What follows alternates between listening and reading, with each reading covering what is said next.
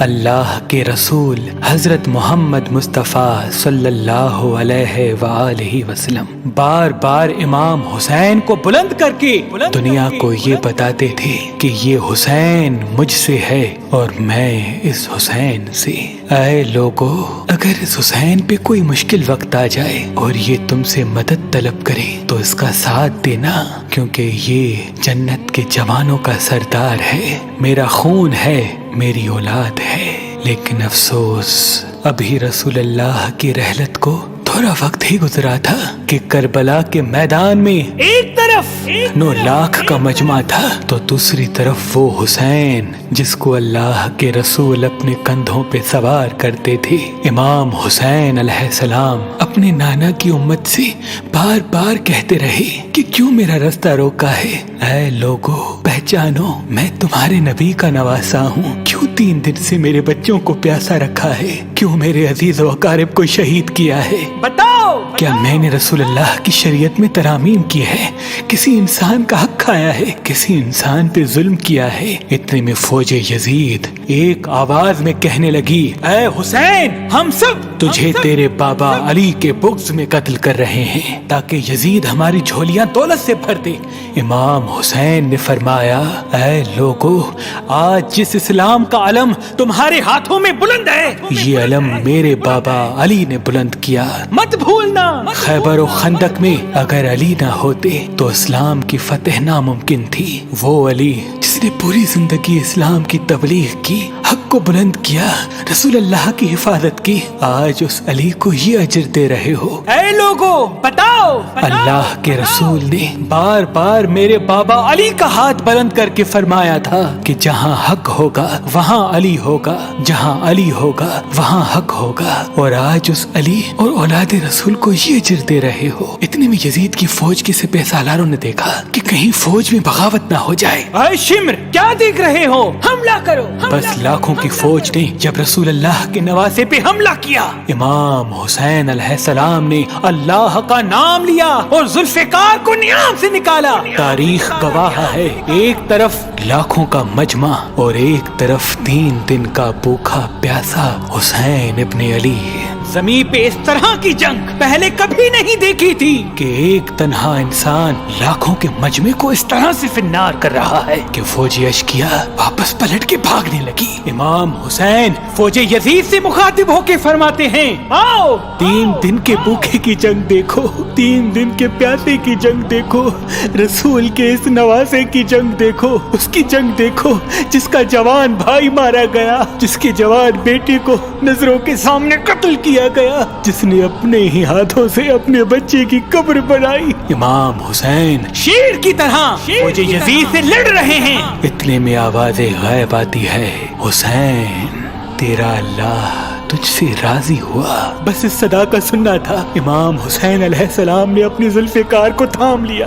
اتنی میں عمر بن سعد کہتا ہے، شمر، کیا دیکھ رہے ہو؟ یہ علی کا شیر ہے، اس کو مات دینا ناممکن ہے، جاؤ خیموں کو آگ لگا دو۔ بس کچھ ظالموں نے بیبیوں کے خیموں کو آگ لگا دی اور کچھ امام حسین کو دور سے تیر مارنے لگے۔ امام حسین کبھی بیبیوں کے خیموں کی طرف بڑھتے ہیں، کبھی فوج کی طرف جاتے ہیں۔ عمر بن سعد اور شمر نے فوج کو 4 حصوں میں تقسیم کر دیا اور یہ کہا کہ کوئی بھی حسین کے قریب نہ جائے، جس کے پاس جو چیز ہے وہ دور سے حسین کو مارے۔ جس کے پاس نیزہ تھا اس نے نیزہ مارا، جس کے پاس تیر تھے وہ تیر مارتا رہا، جس کے پاس برچیاں تھی وہ برچیاں مارنے لگا۔ تاریخ نے لکھا جس کے پاس مارنے کے لیے کچھ نہ تھا وہ کربلا کی گرم زمین سے مٹی اٹھا کے امام حسین کی طرف پھینکتا رہا۔ امام حسین کے جسم مبارک پہ ہزاروں زخم لگتے رہے، آپ کے جسم مبارک پر اتنے تیر تھے کہ آپ کا جسم مبارک نظر تک نہیں آ رہا تھا۔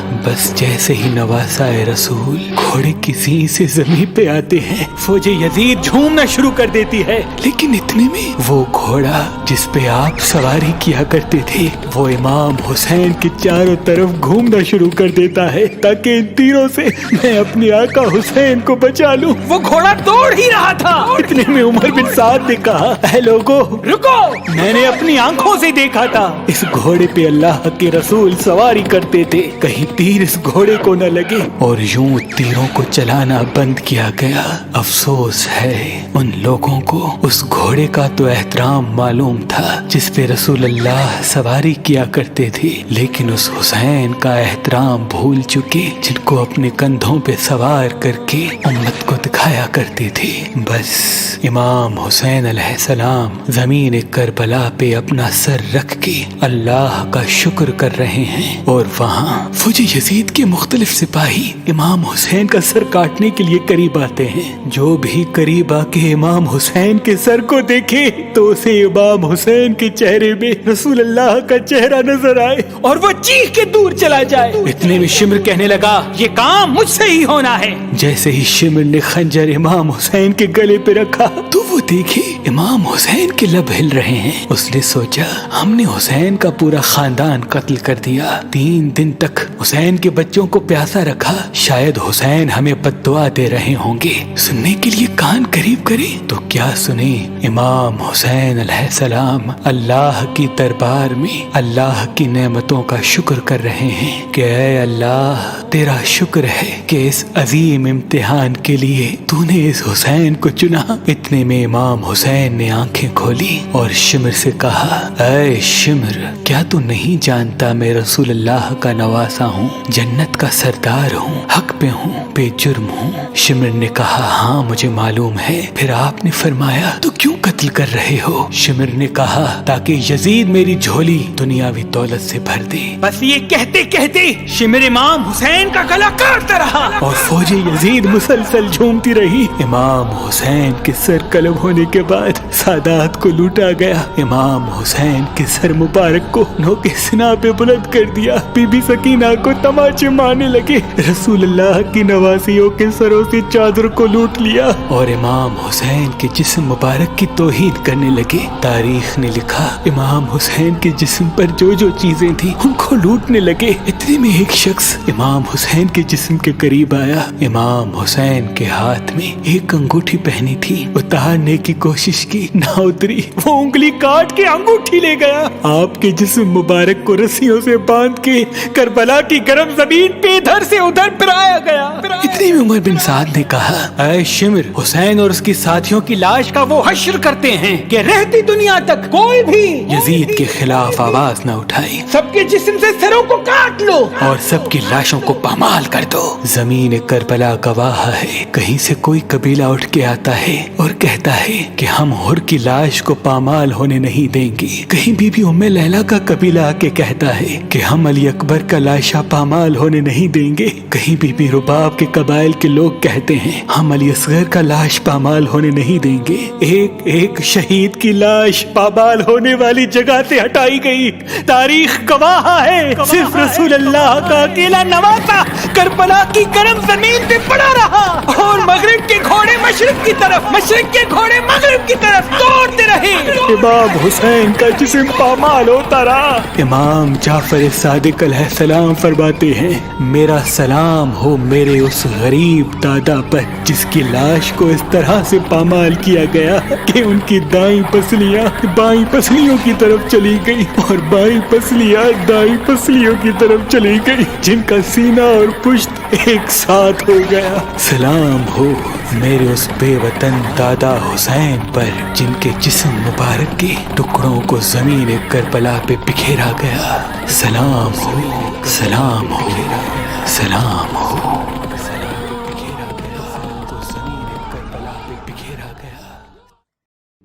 जब 19 रमजान को मस्जिद कूफा में इमाम अली अलैहिस्सलाम की अजान गूंजने लगी तो पूरी कायनात में सोग बर्पा हो गया। जरिंद परिंद जिन्नात चीखने लगे और हजरत जिब्राइल अलैहिस्सलाम तमाम इंसानों से कहने लगे कि ऐ इंसानों, आज आखिरी मर्तबा अली की आवाज में अजान सुन लो।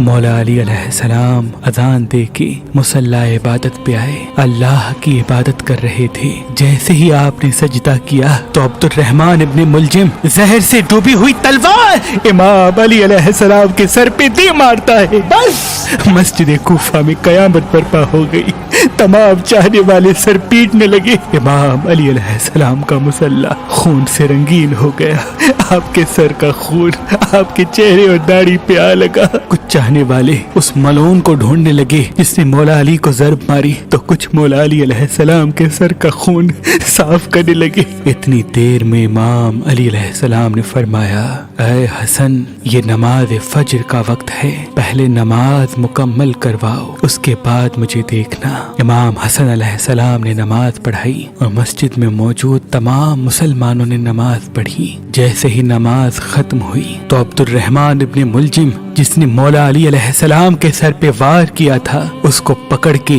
امام کی خدمت میں لایا گیا اور کچھ چاہنے والے شہد کا شربت بنا کے پاس لے کے آئے۔ جیسے ہی امام علی علیہ السلام نے اپنے قاتل کے چہرے پہ خوف دیکھا تو اپنے چاہنے والوں سے فرمانے لگے کہ اس شربت کی مجھے نہیں بلکہ میرے قاتل کو ضرورت ہے، یہ شربت اسے پلا دو، اور دیکھو اس نے مجھ پہ ایک وار کیا ہے، اس پہ بھی ایک ہی وار کرنا، اور اگر یہ زندہ بچ جائے تو اسے آزاد کر دینا۔ دیکھو اگر یہ اس وار سے مر جائے تو اس کے جسم کے اعضاء نہ کاٹنا، کیونکہ میں نے اللہ کے رسول سے سنا کہ اللہ کے نزدیک سب سے بدترین انسان وہ ہے جو مرے ہوئے انسان کے جسم کے حصے کاٹتا ہے۔ بس آپ یہ فرمانے لگے اور تمام چاہنے والے آپ کے عدل و انصاف کو دیکھ کے رونے لگے۔ پھر آپ فرماتے ہیں، حسن، حسین، عباس، چلو مجھے اپنے گھر لے کے چلو۔ آپ اپنے بیٹوں کے سہارے سے جیسے ہی گھر کے قریب پہنچتے ہیں تو فرماتے ہیں،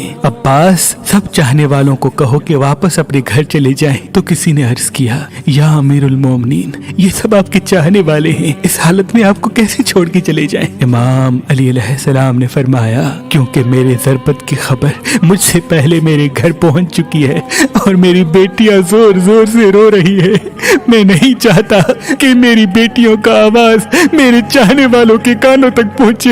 بس تمام چاہنے والے وہیں رک گئے اور امام علی علیہ السلام گھر تشریف لاتے ہیں۔ تمام بیبیاں روتی ہیں، امام علی علیہ السلام کو دیکھ کے فریاد بلند کرتی ہیں، اور امام علی علیہ السلام سب کو دلاسا دیتے ہیں کہ مجھ سے میرے بھائی اللہ کے رسول حضرت محمد مصطفیٰ صلی اللہ علیہ وآلہ وسلم پہلے ہی فرما چکے تھے کہ اے علی، میری امت تجھے رمضان کے مہینے میں مسجد میں ضرب مارے گی اور تیرے سر کے خون سے تیری داڑھی سرخ ہو جائے گی۔ یہ وقت صبر کا ہے۔ آپ کو بستر پہ لٹایا گیا۔ تاریخ نے لکھا، جیسے ہی طبیب نے امام علی علیہ السلام کو دیکھا تو وہ چیخ کے رونے لگا اور فرمانے لگا کہ وہ ضرب زہر میں ڈوبی ہوئی تھی اور زہر مولا علی کے پورے جسم میں پھیل چکا ہے، جتنا ہو سکے آپ ان کو دودھ پلائے۔ بس جیسے ہی یہ خبر کوفے کی گلیوں تک پہنچی تو کوفے کے یتیم بچے اپنے اپنے حصے کا دودھ لیے امام علی علیہ السلام کے گھر پہ آتے ہیں اور بآواز بلند کہتے ہیں، یا حسن، یہ ہمارے حصے کا دودھ ہمارے مولا کو پلائیں، ہم ایک مرتبہ یتیم ہو چکے ہیں، دوسری مرتبہ یتیم نہیں ہونا چاہتے۔ امام علی علیہ السلام بستر شہادت پہ بھی مسلسل اللہ کا ذکر کرتے رہے۔ بس جیسے ہی 19 کا دن ختم ہوا، 20 رمضان کی رات آئی، آپ فرمانے لگے کہ اب میرے حجرے میں کوئی بھی نہ آئے، کیونکہ پوری دنیا کے جنات و فرشتے مجھ سے ملنے آ رہے ہیں۔ اور پھر جیسے ہی 20 رمضان کا سورج طلوع ہوا تو آپ امام حسن سے فرمانے لگے، اے حسن، جاؤ میرے تمام چاہنے والوں سے کہو کہ اپنے امام کا آخری دیدار کر لیں۔ آپ کے عقیدت مند قطار بنا کے جیسے ہی آپ کی زیارت کے لیے گھر میں داخل ہوئے تو دیکھا کہ زہر پھیلنے کی وجہ سے آپ کا چہرہ پورا زرد ہو چکا ہے۔ سب چیخ کے رونے لگے۔ امام علی علیہ السلام فرمانے لگے، پوچھو जो पूछना चाहते हो, क्योंकि मैं अली जमीन के रस्तों से ज्यादा आसमानों के रास्ते जानता हूँ। पूछ लो, जब तुम मुझे अपनी आंखों से नहीं देखोगे तो पछताओगे कि काश कुछ और पूछ लेते। किसी अकीदतमंद ने सवाल किया, किसी ने जवाब लिया, कोई ज़ियारत करता रहा। बस जैसे ही अकीदतमंद जाने लगे, इमाम अली अलैहिस्सलाम ने फरमाया, हसन मेरे पूरे खानदान को मेरे हुजरे में लेके आओ। इमाम अली अलैहिस्सलाम ने वसीयतें की और फरमाया, अब इस खानदान का वारिस मेरा बड़ा बेटा हसन है, जो ये कहे उसे मानना। और इमाम हसन से फरमाने लगे, ऐ हसन, जितना हो सके अपनी ज़बान और किरदार से मोहब्बत और अमन का पैगाम देते रहना। अपने नाना की सुलह हुदैबिया को याद रखना।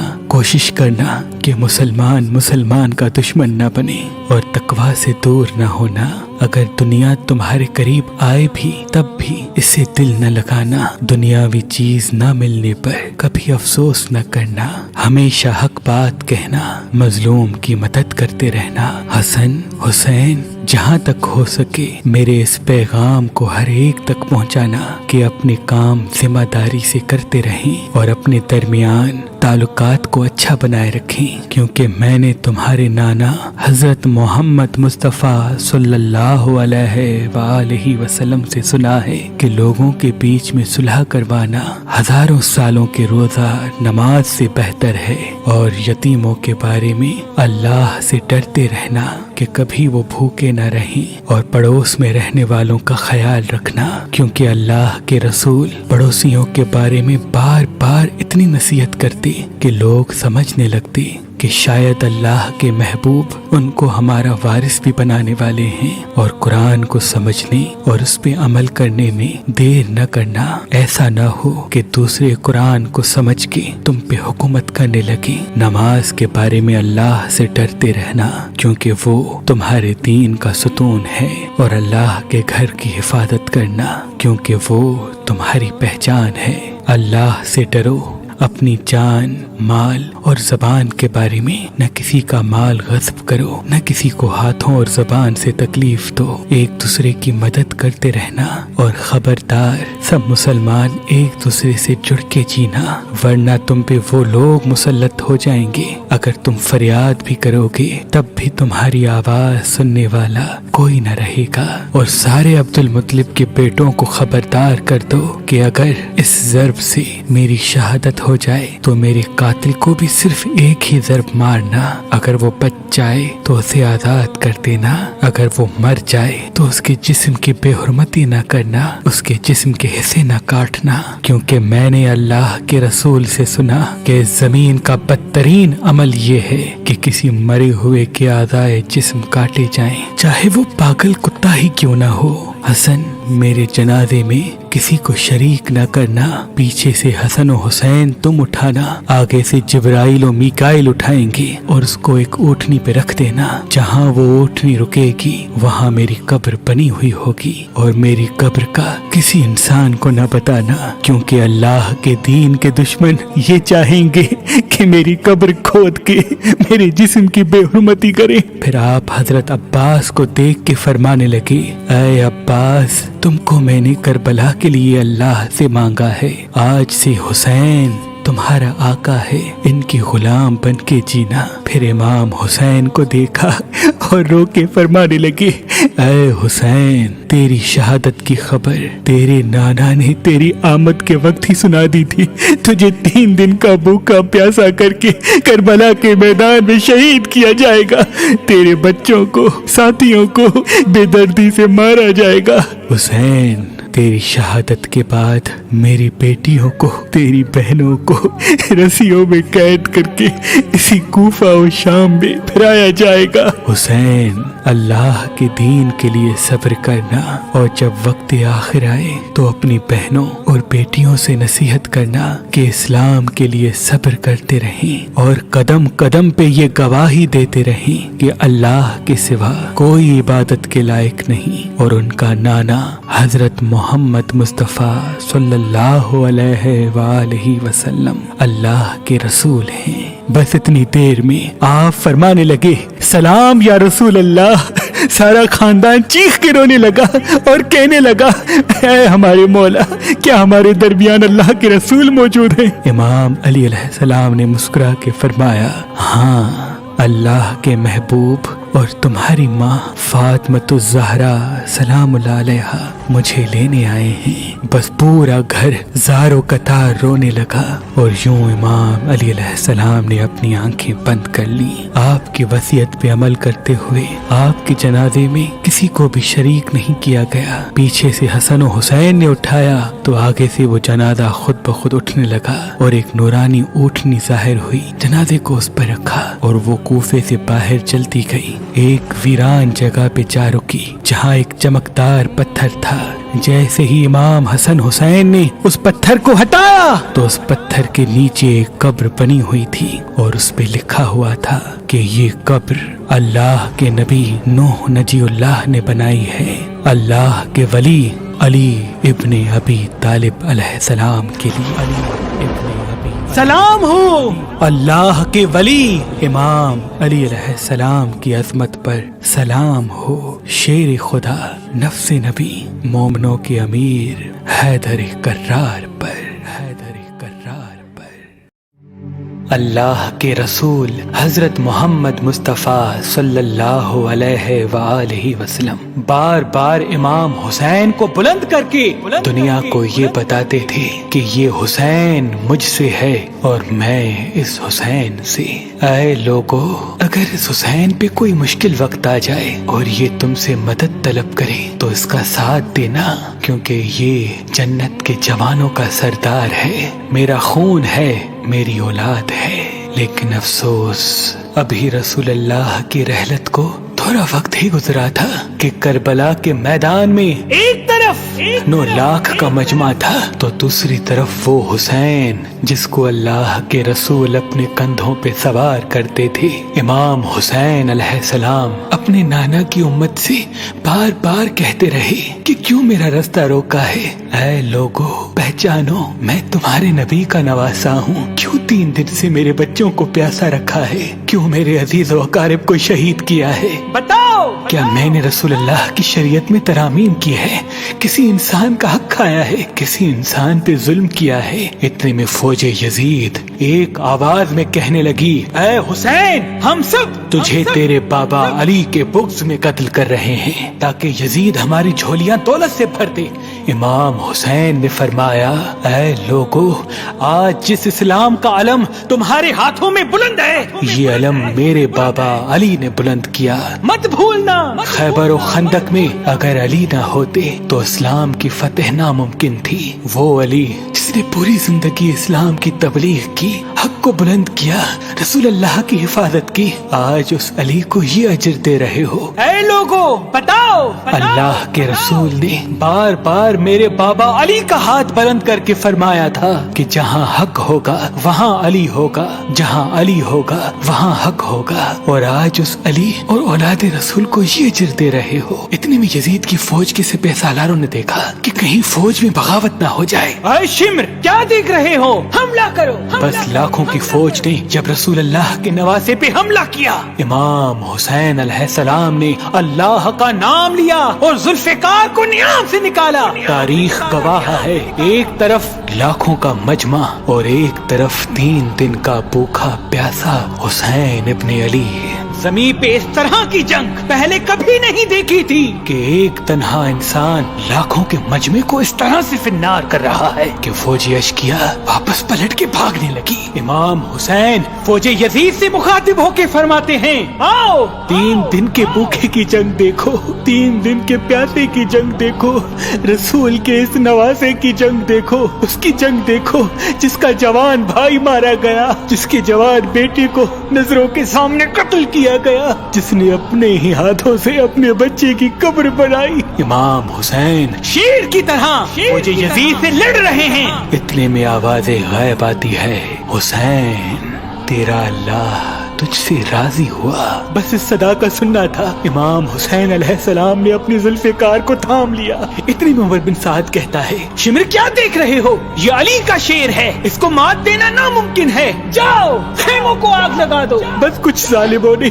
بیبیوں کے خیموں کو آگ لگا دی اور کچھ امام حسین کو دور سے تیر مارنے لگے۔ امام حسین کبھی بیبیوں کے خیموں کی طرف بڑھتے ہیں، کبھی فوج کی طرف جاتے ہیں۔ عمر بن سعد اور شمر نے فوج کو 4 حصوں میں تقسیم کر دیا اور یہ کہا کہ کوئی بھی حسین کے قریب نہ جائے، جس کے پاس جو چیز ہے وہ دور سے حسین کو مارے۔ جس کے پاس نیزہ تھا اس نے نیزہ مارا، جس کے پاس تیر تھے وہ تیر مارتا رہا، جس کے پاس برچیاں تھی وہ برچیاں مارنے لگا۔ تاریخ نے لکھا جس کے پاس مارنے کے لیے کچھ نہ تھا وہ کربلا کی گرم زمین سے مٹی اٹھا کے امام حسین کی طرف پھینکتا رہا۔ امام حسین کے جسم مبارک پہ ہزاروں زخم لگتے رہے۔ آپ کے جسم مبارک پر اتنے تیر تھے کہ آپ کا جسم مبارک نظر تک نہیں آ رہا تھا۔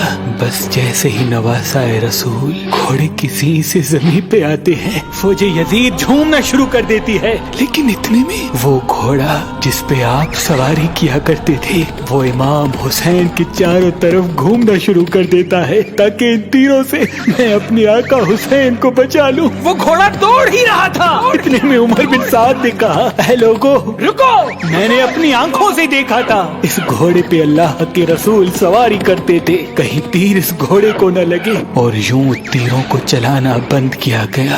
افسوس ہے ان لوگوں کو اس گھوڑے کا تو احترام معلوم تھا جس پہ رسول اللہ سواری کیا کرتے تھے، لیکن اس حسین کا احترام بھول چکے جن کو اپنے کندھوں پہ سوار کر کے امت کو دکھایا کرتے تھے۔ بس امام حسین علیہ السلام زمین کربلا پہ اپنا سر رکھ کے اللہ کا شکر کر رہے ہیں، اور وہاں فوج یزید کے مختلف سپاہی امام حسین کا سر کاٹنے کے لیے قریب آتے ہیں۔ جو بھی قریب آ کے امام حسین کے سر کو دیکھے تو اسے امام حسین کے چہرے میں رسول اللہ کا چہرہ نظر آئے اور وہ چیخ کے دور چلا جائے۔ اتنے میں شمر کہنے لگا یہ کام مجھ سے ہی ہونا ہے۔ جیسے ہی شمر نے خنجر امام حسین کے گلے پہ رکھا تو وہ دیکھے امام حسین کے لب ہل رہے ہیں۔ اس نے سوچا ہم نے حسین کا پورا خاندان قتل کر دیا، 3 دن تک حسین کے بچوں کو پیاسا رکھا، شاید حسین ہمیں بد دعا دے رہے ہوں گے، سننے کے لیے کان قریب کرے تو کیا سنے۔